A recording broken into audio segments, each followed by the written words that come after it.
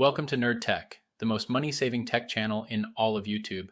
Today we will be discussing the OnePlus Watch 2R and how its hybrid architecture can mess up your notifications. I use my watch to wake me in the morning, for work, or when someone is near my home and spotted by my Blink security system.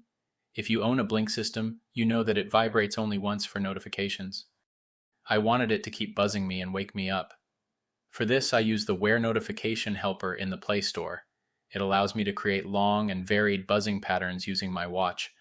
But I found that when the OnePlus Watch R2 tries to save battery, it ignores the Wear Notification helper.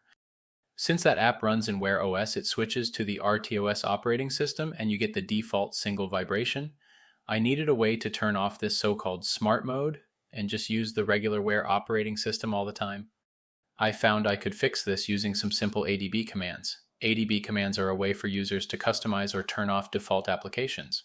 If you are new to using ADB, or specifically ADB on a watch, then check out my comments below the video. I have provided step-by-step instructions to turn off smart mode. While I had a special case to do this, yours may be different. This will allow you to use your OnePlus Watch as a normal Android Wear smartwatch. I have been running it like this and see no real degradation in battery life.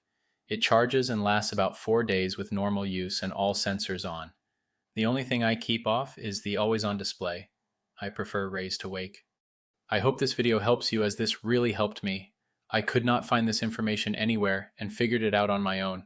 If you enjoy content like this, please give it a like and subscribe for more. I put out videos as often as I can.